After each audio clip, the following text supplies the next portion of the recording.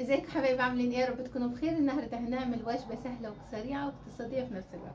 انا جبت بطاطس قطعتها صغير صغير، مكعبات نونو كده صغيره.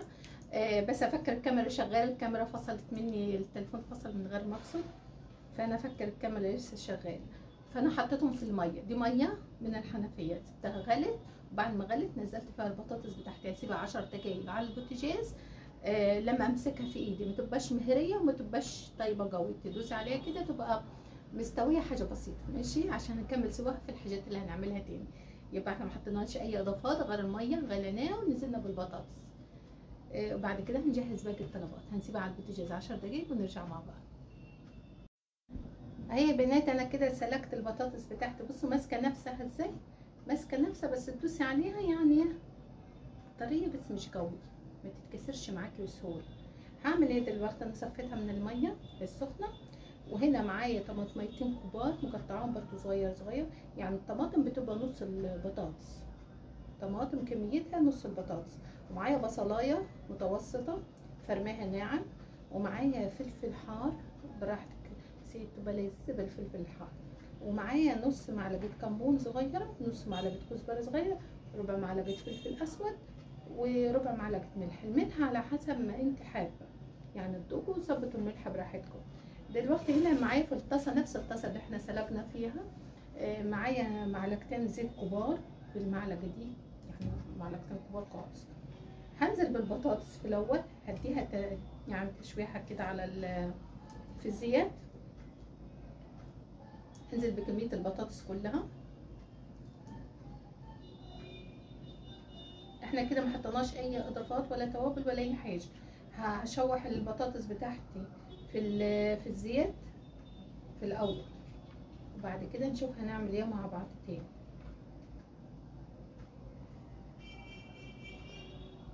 يبقى كده انا نزلت بالبطاطس، وهنزل بالبصل بس، البطاطس والبصله بس اللي هننزل بيهم، وباقي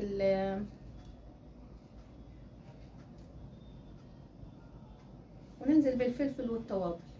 يبقى انا نزلت بالبطاطس والفلفل والتوابل والبصل، هكلفهم على النار لغايه ما يدوا لون ذهبي لذيذ كلهم في بعض، وهرجع معاكم نشوف هنحط الطماطم امتى. ماشي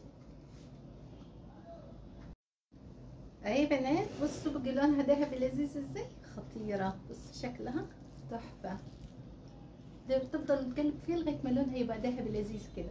هعمل ايه دلوقتي؟ هحط الطماطم بتاعتي، انزل بيها اللي احنا مقطعينها مكعبات صغيره، وهحطها على النار لغايه ما الطماطم تدبل خالص وتشرب ميتها.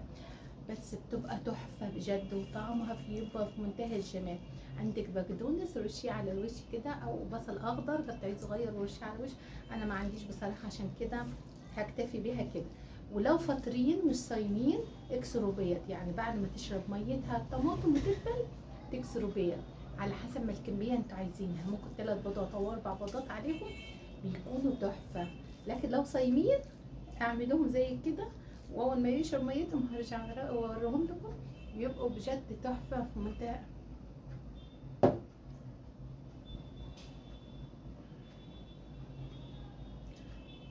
معلش انا اسفه، السخونه بتخليني افصل.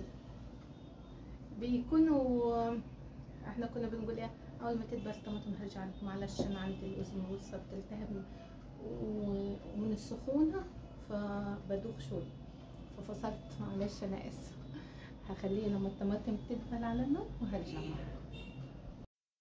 هيا يا بنات بصوا شكلها تحفه ازاي، خطيره بجد، وريحتها تحفه.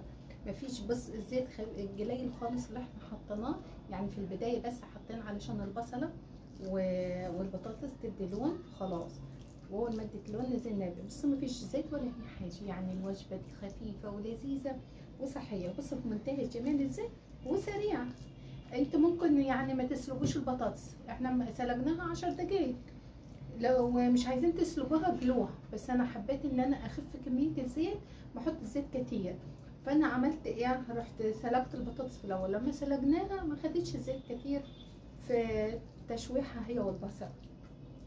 ريحتها تحفه. لو انتوا فاطرين يا بنات اكسر يعني بعد ما تشرب ميتها الطماطم زي كده، ما يبقاش فيها ميه خالص الطماطم وتدبل، تكسر فيها 3 بيضات بالكميه دي، وتقلبوهم عادي على النار لغايه ما البيض يستوي مع الخلطه دي، بيكون طعمه خطير، بتكون تحفه بجد. لو فاطرين صايمين اعملوها بالشكل ده. بصوا شكلها ازاي، شايفين ريحتها تحفه خطيره.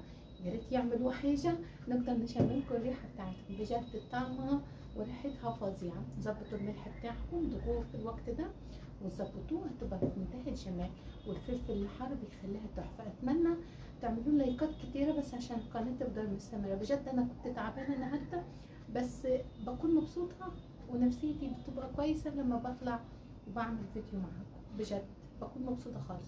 ولما بقرا تعليقاتكم بكون مبسوطه خالص، وبشكر الاثنين 3 اللي بيعملوا لي لايكات وبيكتبوا لي تعليقات. بجد عايزه القناه تفضل مستمره معاكم، مستواها بيضعف خالص وبيقل.